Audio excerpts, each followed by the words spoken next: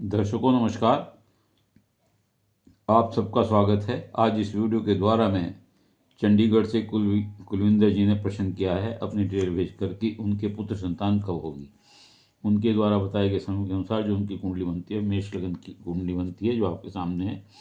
ग्रह स्थिति इस प्रकार है कि लगन में शुक्र हैं, दूसरे भाव में सूर्य हैं, तीसरे भाव में मंगल चंद्रमा बुध हैं, छठे भाव में केतु हैं, अष्टम भाव में शनि हैं और 12वें भाव में गुरु राहु हैं।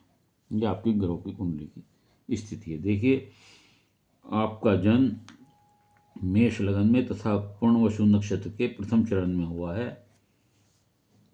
जन्म राशि आपकी मिथुन है तथा वर्तमान में आपको बुध की महादशा चल रही है। आपका प्रश्न संतान की बाबत है कि संतान कब होगी।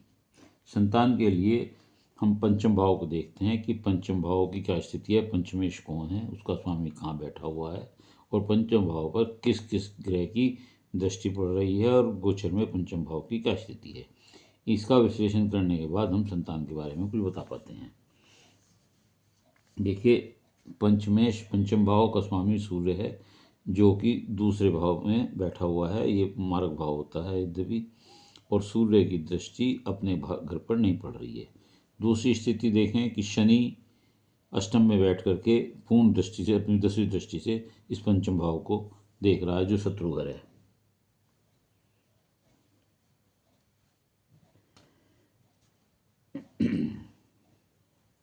इसके अलावा आपकी कुंडली में गुरु और राहु चांडाल योग बना रहे हैं जो शुभ नहीं होता है।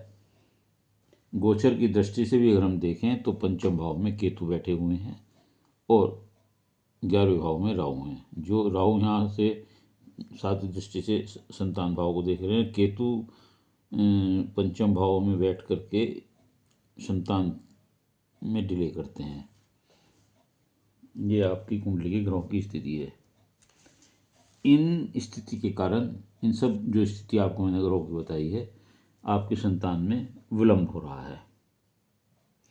गोचर में कुछ समय बाद केतु यहाँ से जब निकल जाएंगे तो संतान के लिए रास्ता खुलेगा, तब योग बनेंगे। पंचम भाव का स्वामी, पंचम घर जो है वैसे भी गुरु का भाव होता है, तो आप इसके लिए गुरुओं की सेवा करें, गुरु ग्रंथ का पाठ करें, सूर्य के लिए सूर्य जल दें। शनिवार के दोष के निवारण के लिए आप शनि के मंदिर में दीप तेल चढ़ाएं या शनिवार को पीपल के पेड़ पर कड़वे तेल, सरसों के तेल का दीपक चलाएं।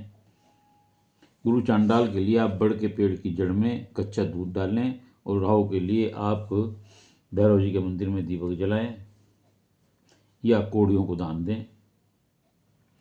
यदि आप ये उपाय करेंगे तो 42वें वर्ष में या 42 वर्ष के बाद आपको पुत्र संतान की प्राप्ति होगी।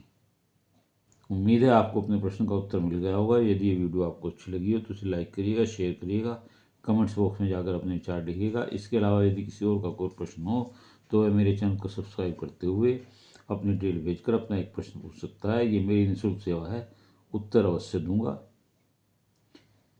यदि किसी को कोई अपना व्यक्तिगत सवाल पूछना हो और वो ये चाहता हो कि सार्वजनिक रूप से यूट्यूब पर ना आए, इस चैनल पर ना आए, तो वो मेरे इसी चैनल पर जो मेरा व्हाट्सएप नंबर दिया है उस पर संपर्क करके जानकारी हासिल कर सकता है कि वह व्यक्तिगत रूप से प्रश्न का उत्तर कैसे प्राप्त कर सकता है। धन्यवाद।